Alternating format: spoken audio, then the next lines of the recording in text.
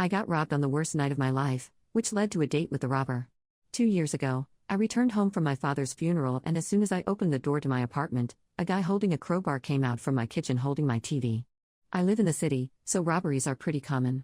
The guy began shouting at me and he clumsily dropped my TV and began holding the crowbar like it was a baseball bat.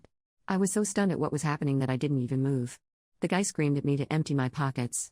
From the stress of the last few days with my father passing away, I simply started crying. Not out of fear at what was happening, but because this was literally the worst time of my life. The worst moment. The worst minute and second. While crying hysterically, I gave the guy my wallet. I just sat on my floor and hugged my knees and told him, through my tears, to take whatever you want. He hesitated, looked down at me. He dropped my wallet and sat down beside me. Immediately, he began to comfort me. He began to apologize. He put my TV back on the table and told me it wasn't damaged. He told me that he lost his job and that his mom needed medicine that he couldn't afford and that they were homeless. He told me all of this while I just wailed. I cried for my father, who was lost. I cried for my future, for it was uncertain, and I cried because my home had been intruded on in the most violent way. For a good 10 minutes I sat on the floor with a guy who had every intent to rob me, telling me that it would be okay and that he was sorry. He begged me not to call the police. I just started screaming at him to get out. He ran away so fast that he left the crowbar. I threw it after him as he ran down the street. 2 days later, I came home from work and he was sitting in front of my door. I was so terrified that I pulled out my phone, but he had this look on his face of, I'm not sure how to describe it. Remorse, regret? He told me that he told his mom what he did, and his mom made me some soup. He handed me this tiny bowl wrapped in tin foil. Again, I was stunned and overwhelmed and angry that I slapped the bowl out of his hands and it shattered on the floor. I told him to leave or I was calling the police. He left. I remember he looked upset. I left the soup and shattered bowl outside my door, almost as a warning for him to not come back. About 3 months after that, I got a note in my mail slot from the guy. He told me his mother had passed away and that he was no longer homeless and that he had a job. He wanted to repay me for breaking into my apartment. He wrote down his address and told me that I was welcome to break into his place if I wanted, but he didn't have much stuff. This all overwhelmed me. I threw away the letter, but I remembered his address. I remember walking by there one day, out of curiosity.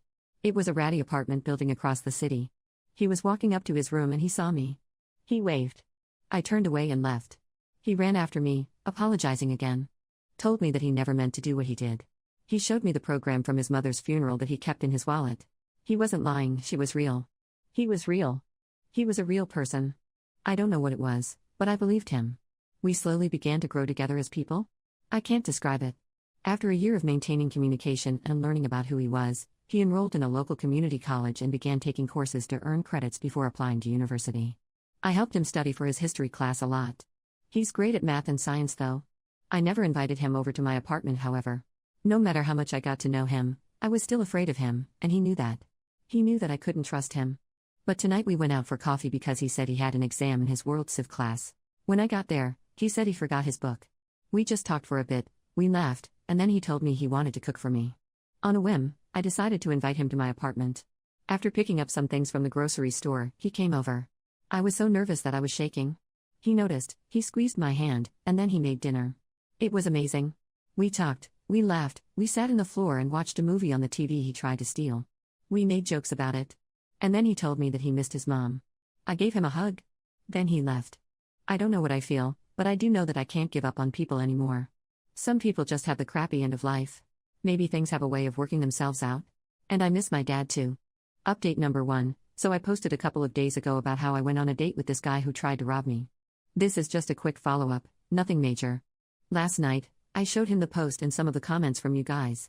He was a little apprehensive about this place, and the fact that I had shared this with the entire world.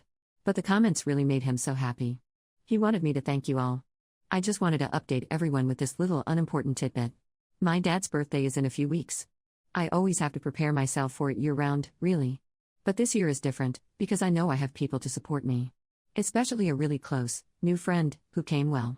I'd like to say out of nowhere, but he really just came out of my kitchen holding a crowbar. One more thing. When I showed him the post, he looked up at me and went, "Wait. It was a date?" And I got so embarrassed. Then he laughed and told me that he was relieved, because he thought it was a date.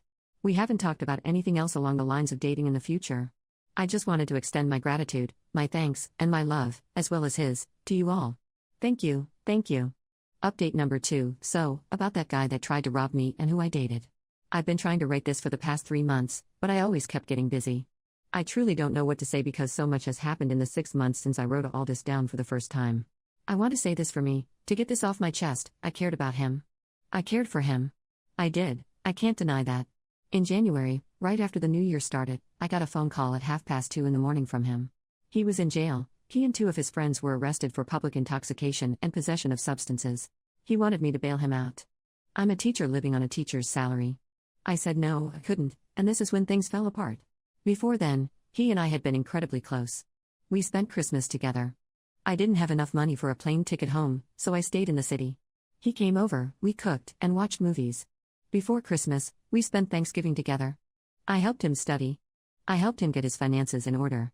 He had no idea how to do taxes and how to do all of the adult stuff, as he said. But I noticed I started doing things I didn't normally do.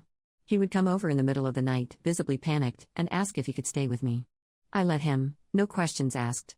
I stopped asking questions because I wanted to believe that he was good and everything was fine. He started asking me that if others asked about him if I would lie and say I didn't know him. This scared me, but I assumed it was about work stuff. I wanted it to be his work stuff. He was released from jail about a week later. He didn't talk to me. I called his apartment. Nothing. I came home from work one day and a woman was waiting outside my door. She appeared disheveled. She was wearing a tank top and flip-flops in mid-January in the Northeast. It was cold. When I tried to key into my apartment, she started verbally attacking me. She told me to stay away from him. Like she owned him. She told me that she knew what I did to him, and that I would get what's coming. She left. I was scared out of my mind. Before calling the police, I decided to call his apartment one last time and he answered. I told him about the woman. He apologized, and said that he was seeing her. He didn't intend for her to come over and interfere. But that led me to another question: how did she know where I live, and how many others had he told where I lived? He hesitated before answering. I remember that. He just said he was sorry. I immediately packed an overnight bag, grabbed my most valuable items, and went to stay in a hotel. I used my credit card, my only in case of emergencies card, because I no longer felt safe, because of him. I came back to my apartment the next day. Everything was fine. He came over to apologize. I told him to get out. I started crying. When I'm angry, I cry. He tried to hug me, but I remember picking up a piece of wood. I had a dismantled IKEA shelf to protect myself. I demanded to know what he was doing. He told me he was selling substances. He told me that he had to do it because he knew people that would hurt him. Lies. I guess. I don't know. I told him to get out, and that I never want to see him again, and he got angry, even threatened to come back with his friends. I was racked with guilt for trusting him. He apologized again, and said he was sorry. I was questioning everything about him. I pushed him out. Locked the door. The teaching program I'm a part of rotates teachers in and out of schools across the country. Last year I put in a request to move across the country to be closer to home. 2 weeks after this encounter with him, I found out that my request was accepted and I was set to leave in March. My apartment was broken into and vandalized in early February. At night, he would come and knock on my door. I would call the police, but he would always leave before they got there. His guys started harassing me. Nothing was ever stolen, just broken. They broke a glass bottle my dad made for me when I was 6. He knew how much that meant to me. It was shattered beyond repair. The week before I left, I saw him outside my building. I called the police. He was walking over to me, and I remember having this fiery rage in me. It was this impassioned, red, angry heat that washed over me, and I took my keys, which are on a lanyard, and I just started hitting him. I ended up cracking his eye socket. When the police questioned him, they realized he was the one that was harassing me, and he was wanted for a myriad of other charges. After he fell down, after I cracked his eye socket with my keys, I started kicking him. I wanted him to pass away. I really did. Then I thought about what my dad would think. But then I realized, I'm not my dad. I will never be him. I'm different. This is different. People are different. Not all of them are good, but some of them are.